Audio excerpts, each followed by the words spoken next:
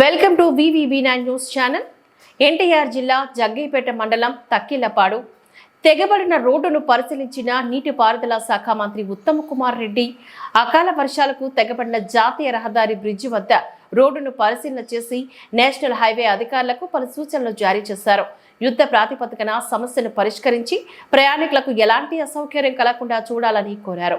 ముఖ్యమంత్రి రేవంత్ రెడ్డి వారితో మాట్లాడి ఈ పరిసర ప్రాంత ప్రజలకు న్యాయం జరిగేలా చూస్తామని అన్నారు. అక్రమార్కుల వల్లనే ఇలాంటి విపత్తులు సంభవించినవి అని అడగగా, ప్రధానంగా మా ముందు ఉన్న సమస్య జరిగిన సంఘటనలు, ప్రజలు పడుతున్న ఇబ్బందులు, పడ్డ ప్రతి ఒక్కరిని ఆదుకోవడం జరిగిందని, తర్వాత ఎక్కడికక్కడ అయితే ఆక్రమణలు జరిగినవో వాటి మీద విచారణ చేపడతామని అన్నారు.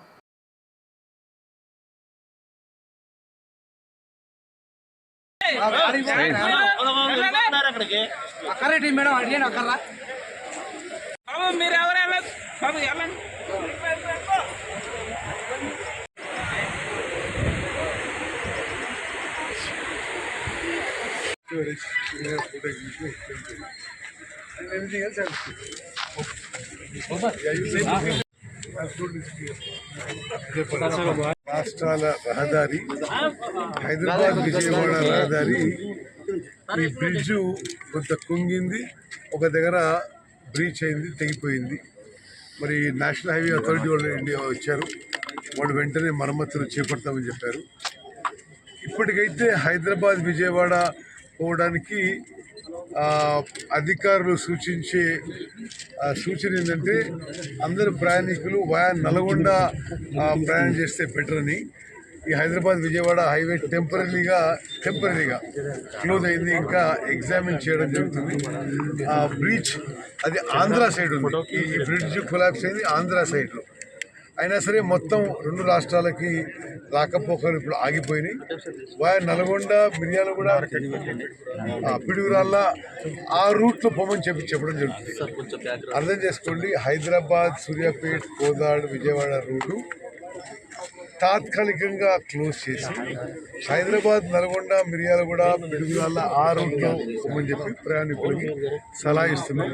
దీని మరమ్మతులు కూడా వెంటనే చేపడతాం. సరే కూడా ఆక్రమణ కారణంగానే వరదలు వచ్చాయనేది బాగా స్థానికులు అంటున్నారు. దాని మీద మీరు ఎలాంటి యాక్షన్ తీసుకోవాలి? తప్పనిసరిగా ఒకటి, అర్బన్ బాడీస్లో, టౌన్స్లో, మున్సిపాలిటీస్లో చాలా స్పష్టంగా నిరూపించబడ్డది ఏంటంటే ఈ చెరువుల ఆక్రమణ, ఈ కాలువల ఆక్రమణ, ఈ కుంటల ఆక్రమణ, మనము దానికి చాలా పెద్ద మూల్యం చెల్లిస్తున్నాం. ఇక దాన్ని ఈ వరదలు అయిపోయినాక మళ్ళీ మాట్లాడతాం. ఈ ఆక్రమణల వల్ల జరిగిందని చెప్పి నాకు కూడా రిపోర్ట్ ఉంది. ఈ వరదలు ఇమీడియట్ క్రైసిస్ సాల్వ్ అయినాక వేరే దానికి ఎట్లా పరిష్కారం ఏం చేయాలనేది ఆలోచన చేస్తాం.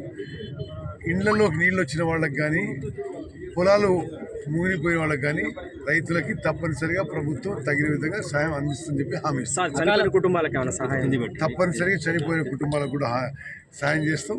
అది నేను సాయంత్రం ప్రకటిస్తాను. అకాల వర్షం కారణంగా హైడ్రా అనేది తెర మీదకి వచ్చింది. దాని మీద రాష్ట్ర వ్యాప్తంగా ఏమన్నా చట్టం చేయబోతున్నారు? సరే, ఆల్రెడీ చట్టం ఉంది. చెరువులు, కుంటలు, కాలువలు ఆక్రమించుకొని చట్టాలు ఉండనే ఉన్నాయి, ఇప్పుడు ఉల్లంఘించబడ్డాయి. ఇప్పుడు అది మంచిది కాదని తేలిపోయింది. ముఖ్యమంత్రి గారు 2 గంటల్లో హైదరాబాద్ టు ఖమ్మం వయా సూర్యాపేట పోతున్నారు. సూర్యాపేటలో వారిని నేను కలిసి సూర్యాపేట జిల్లా విషయం, ఇది ఈ వరదల విషయంలో మాట్లాడబోతున్నాను.